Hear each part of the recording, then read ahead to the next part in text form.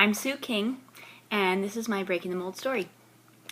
I gave Jesus control of my life when I was a kid, and life went along pretty well. The hard thing in my life was after I got married, Ron and I weren't able to have kids.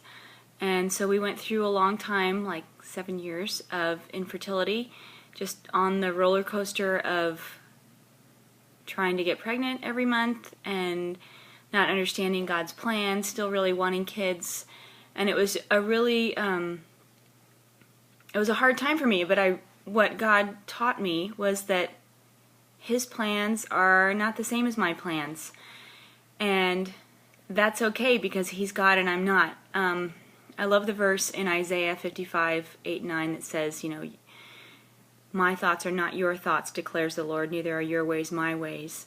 For as high as the heavens are above the earth, so are my thoughts higher than your thoughts, and my ways than your ways. That's not exactly it, but it's really close. Anyway, Isaiah 55:8-9. I think that when I was going through infertility, what I really clung to the verse in James, chapter 1, verses 2-5, and I'm going to read it to you, but the important thing for me was that I knew, that God was in control in my head, and He was going to have His way, and yeah, that way is the best and everything, but my heart took a while to catch up because I really wanted to have kids, and I'd thought that my whole life, that was, God's plan for me, that I was going to be a mom, and so let me read you this verse in James. It's so great. Consider it pure joy, my brothers, whenever you face trials of many kinds, because you know that the testing of your faith develops perseverance. Perseverance must finish its work so that you are mature and complete, not lacking anything. If any of you lacks wisdom, he should ask God, who gives generously to all without finding fault. So I guess that my walk through infertility was really a lot of character building on God's part in my life, and what I felt like I had to do. There were so many times where I was just so sad, and there was a lot of tears, there was a lot of not understanding, and I just had this icky feeling in my center that I just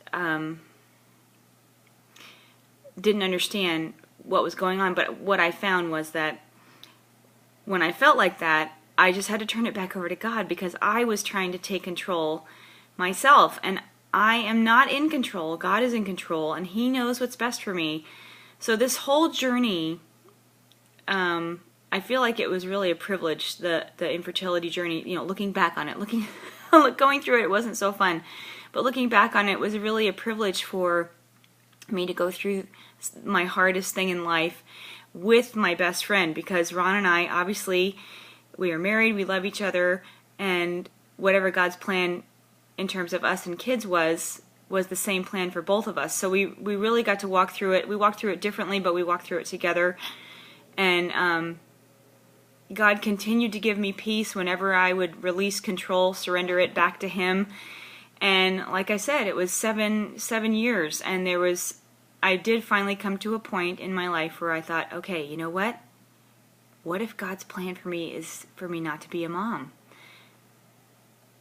And I had to be okay with that. And it took me a while, honestly, but I did finally get to that point. It's like, you know what? If God doesn't want me to have kids, then that's what I want. I don't want to have kids.